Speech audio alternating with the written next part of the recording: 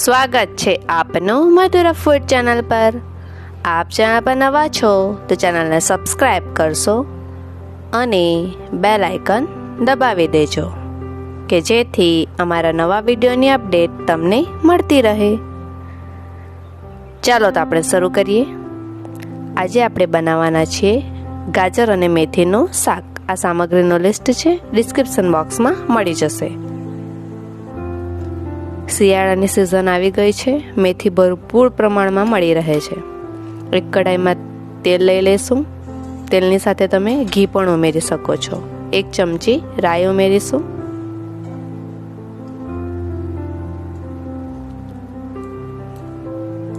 રાઈ ફાટે પછી એમાં આપણે જીરું ઉમેરીશું।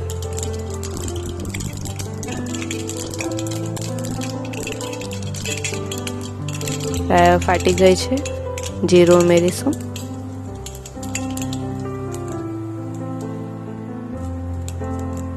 કડી પત્તો ઉમેરીશું।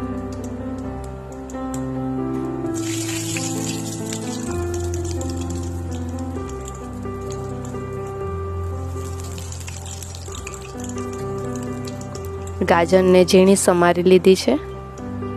હવે ગાજર ઉમેરી લેશું।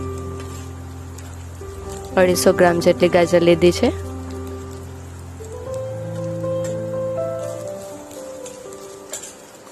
મિક્સ કરી લઈએ।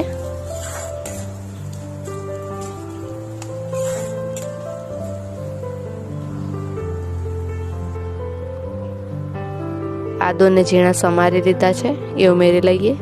2 ઇંચ જેટલા લીધા છે।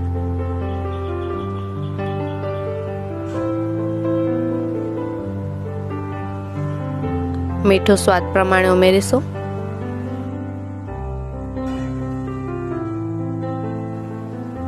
કાળા મરીનો પાવડર ઉમેરીશું। સ્વાદ પ્રમાણે ઉમેરીશું। જો તીખાશ વધારે પસંદ હોય તો તમે લીલું મરચું પણ ઉમેરી શકો છો।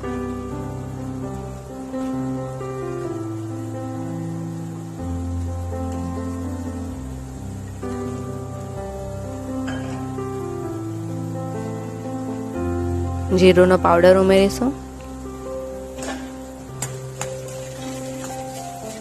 મિક્સ કરી લઈએ।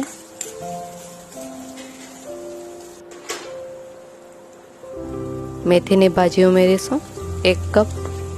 મેથી વધારે પસંદ હોય તો વધારે પણ ઉમેરી શકો છો।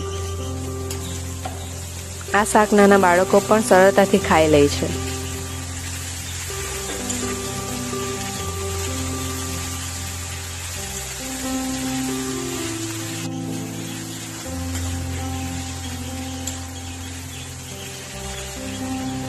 અને આ શિયાળાની સિઝનમાં તો ખાવાની ખૂબ જ મજા આવે છે।